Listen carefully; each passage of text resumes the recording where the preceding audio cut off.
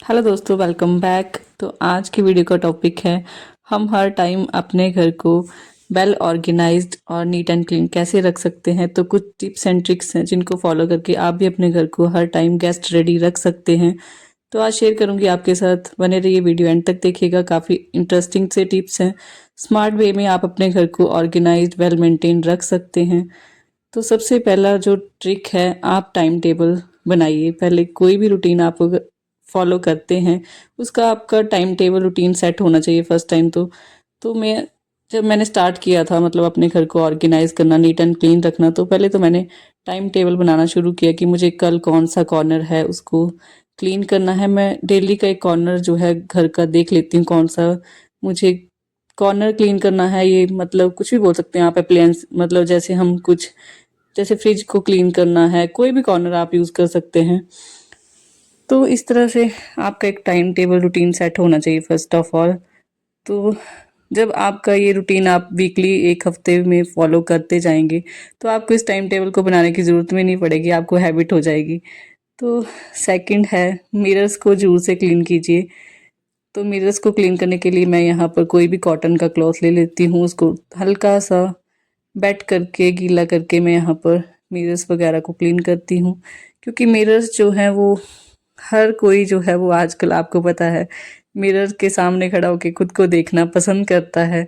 और इस पर सबसे पहले सबकी नज़र जाती है जो मिरर्स हमारे घर में लगे होते हैं। तो इनको जरूर से क्लीन कीजिए। मैं डेली जो है वो अपने मिरर्स को क्लीन करती हूँ, जो भी ड्रेसिंग टेबल्स के हैं, जो वॉश बेसिन एरिया में लगे हैं। तो इनको जरूर से आप भी ट्राई कीजिए कि डेली बेसिस पर इनको क्लीन कीजिए।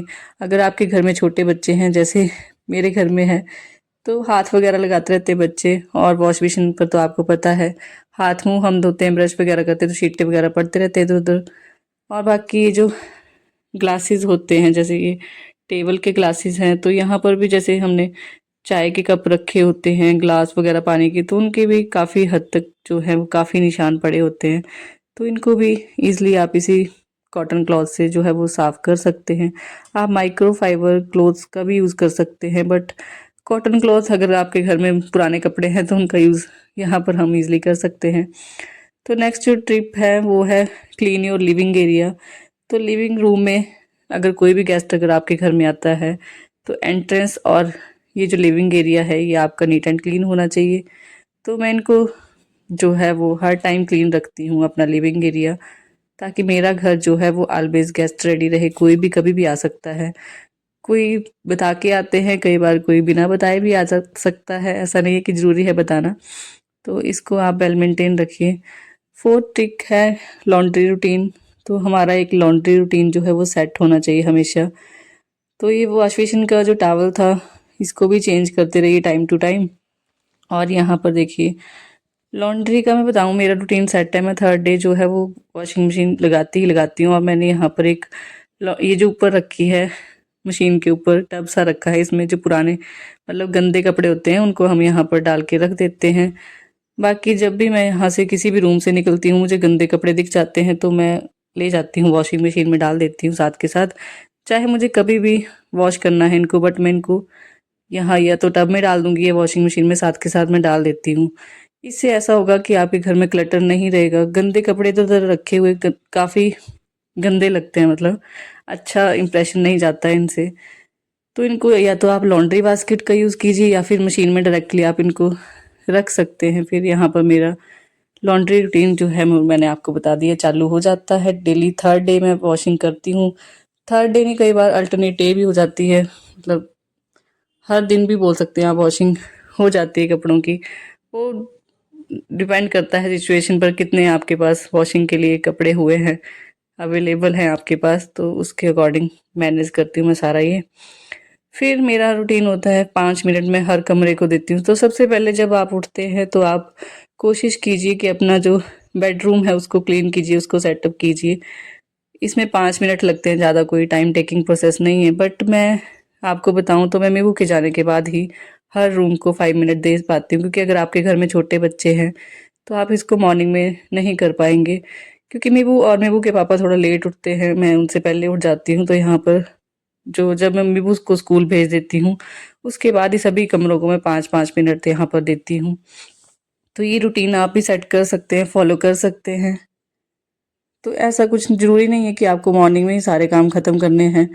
तो यहाँ पर जैसे भी आपके बच्चे स्कूल चले जाएँ, ऑफ़िस वाले ऑफ़िस चले जाएँ, उसके बाद आप आराम से 5-5 मिनट सभी कमरों को दे सकते हैं। तो ये मॉर्निंग में हो जाता है सारा काम ईज़िली। यहाँ पर आप देख सकते हैं। जो भी खाली बोतल्स वगैरह होती हैं उनको मैं उनकी जगह पर रख देती हूँ। हर सामान अगर अपनी जगह पर रखा है, उसकी एक जगह जो है वो डिसाइड है कि उसका सामान की जगह है, उसको वहीं पर रखना है, तो ईज़िली आपका काम भी काफ़ी आसान हो जाता है। और कोशिश कीजिए इतने ही सामान आप अपने रूम में रखिए जितना आप मतलब ऑर्गेनाइज करके रख सकते हैं। ज़्यादा सामान होगा तो क्लटर तो होगा ही होगा। बाकी देखिए मॉर्निंग के टाइम लिविंग रूम का कुछ इस तरह से हालत होती है। तो यहाँ पर टॉवल को मैं धूप में डाल दूँगी सूखने के लिए बाहर। और ये भी देखिए ब्लैंकेट में वो नहीं यूज़ किया होता है क्योंकि उसको सुबह-सुबह ठंड लगती है, तो आजकल वो ब्लैंकेट यूज़ कर रहा है, तो इसको भी यहाँ पर मैं फ़ोल्ड करके रख दूँगी। तो यहाँ पर उसके जाने के बाद एकदम से जो है वो रूम सेट हो जाता है फिर से लिविंग रूम। तो आप देख सकते हैं लिविंग रूम का मतलब मैंने आपको बोला ये आपका हमेशा रेडी होना चाहिए लिविंग रूम। एक लिविंग रूम होता है, एक किचन होता है, 2-3 एरिया ऐसे हैं, बट मैं हमेशा कोशिश करती हूँ कि मेरा सारा घर हमेशा ऑर्गेनाइज्ड रहे, वेल मेंटेन्ड रहे। इतना बड़ा घर है, घर को ऑर्गेनाइज करना मुश्किल भी नहीं, कोई टफ टास्क नहीं है। और यहाँ पर देखिए मॉर्निंग के टाइम जब भी मैं खाना बनाती हूँ, खाती हूँ, उसके बाद मैं किचन को भी डेली सुबह शाम क्लीन करके ही निकलती हूँ किचन से।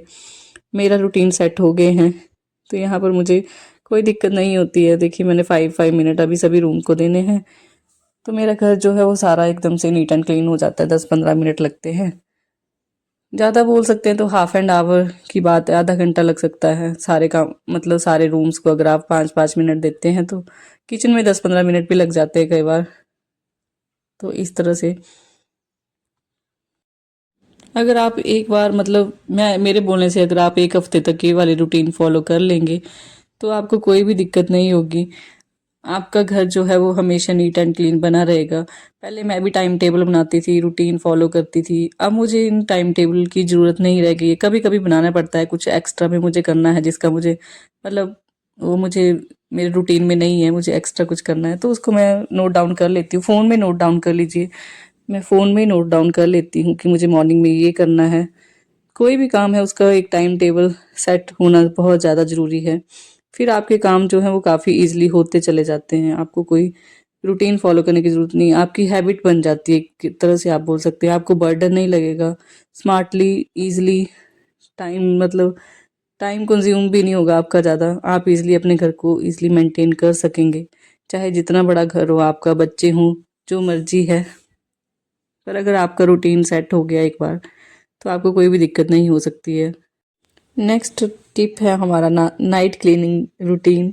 तो ये रूटीन आप ज़रूर फॉलो किया कीजिए। जब भी आप किचन को मतलब खाना वगैरह खाने के बाद ज़रूर से क्लीन किया कीजिए। जो भी आपके स्लैब के ऊपर, काउंटर टॉप के ऊपर जो भी बर्तन हैं उनको पूरा प्रॉपर्ली सेट कर दिया कीजिए।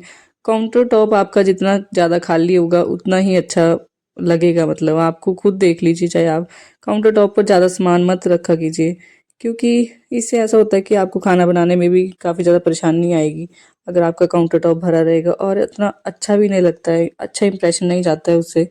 नीट एंड क्लीन लगेगा अगर आपने काउंटर टॉप को साफ रखा है और खाली रखा है। और यहाँ पर देखिए बर्तन वगैरह अगर आपके सिंक में हैं उनको साथ के साथ आप वॉश करते जाइए। तो मैं जब भी निकलती हूँ रूम से, किचन से खासकर, जब भी मुझे लगता है बर्तन है थोड़े से सिंक में, उनको मैं साथ के साथ धोना प्रेफर करती हूँ। अगर अदरवाइज़ ऐसा होगा कि ये ढेर बढ़ता ही चला जाता है, तो ये अच्छे नहीं लगते हैं, एक अच्छा इंप्रेशन नहीं जाता है। कोई भी अगर आपके घर में आएगा तो सिंक भी देखेगा भरा हुआ है तो फिर वो बड़ा ही गंदा लगता है। तो यहाँ पर मैं जब भी 2 टाइम मैं बर्तन धोती हूँ, रात के टाइम और मॉर्निंग के टाइम, मैं सिंक को भी साथ के साथ क्लीन करना प्रेफ़र करती हूँ, क्योंकि सिंक भी क्लीन होना बहुत ज़्यादा ज़रूरी है। तो इसको भी अपने रूटीन में ज़रूर से फ़ॉलो किया कीजिए। मेरा रूटीन मैंने आपको बता दिया सेट हो चुका है, अब मुझे कोई दिक्कत नहीं होती है। मैं इसलिए अपने सारे काम जो हैं वो टाइम से मैनेज कर लेती हूँ, कंफर्टेबल रहती हूँ। ऐसा कुछ नहीं है कि मुझे दिक्कत होती है, कोई परेशानी होती है। तो इस तरह से देखिए मेरा किचन जो है वो मॉर्निंग के टाइम और नाइट के टाइम दोनों टाइम क्लीन होता है। जब भी मैं सुबह उठती हूँ तो मुझे अपना किचन जो है वो क्लीन मिलता है, ऑर्गेनाइज्ड मिलता है, तो अच्छा लगता है काम करना नेक्स्ट मॉर्निंग जब भी आप उठते हैं तो। अगर गंदा किचन रहेगा सुबह उठ के, फिर वो चिड़चिड़ाहट वाला माहौल हो जाता है, फिर आपका माइंड जो है वो सुबह ही खराब हो जाएगा आपका कि किचन गंदा है, सिंक भरा हुआ है बर्तन से। तो ट्राई किया कीजिए रात के बर्तन रात को ही क्लीन करके सोया कीजिए। उससे आपका जो मॉर्निंग होगी वो काफ़ी ज़्यादा ब्यूटीफुल मॉर्निंग होगी, वंडरफुल बोल सकते हैं आप। फ्रेश मॉर्निंग होगी आपकी, आपको कोई चिड़चिड़ाहट, कोई माइंड में बर्डन नहीं होगा कि मुझे ये काम करना है, अभी मुझे बर्तन भी धोने हैं, ये है वो है। तो रात को ही अपना सारा किचन वगैरह क्लीन करके सोया कीजिए।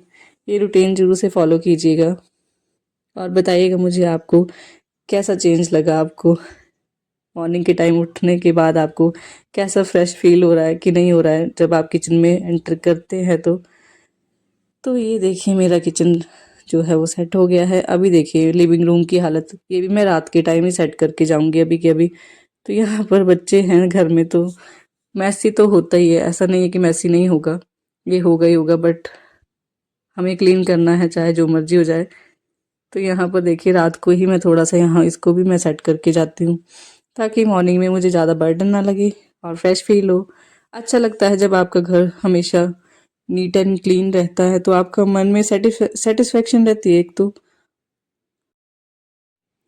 घर को ऑर्गेनाइज करके रखना, नीट एंड क्लीन रखना कोई टफ टास्क नहीं है बोल सकते हैं। और अभी देखिए 9 बजने वाले हैं, रात का टाइम है।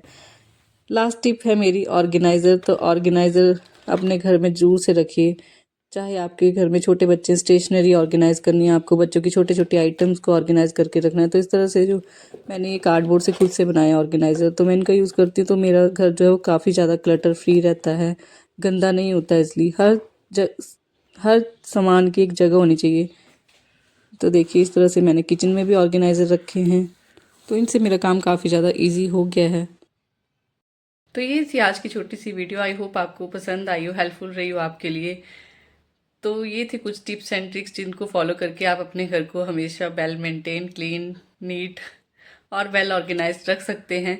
जरूर से फॉलो कीजिएगा। बाकी मैं आपके साथ और भी आइडियाज़ जो हैं वो शेयर करती रहूँगी आगे। तो अगर आपने मेरे चैनल को सब्सक्राइब नहीं किया है तो जल्दी से सब्सक्राइब कर लीजिए। मैं मिलूँगी आपसे जल्दी ही नई और इंटरेस्टिंग वीडियो के साथ। तब तक खुश रहिए, मुस्कुराते रहिए। Take care, see you soon, bye bye.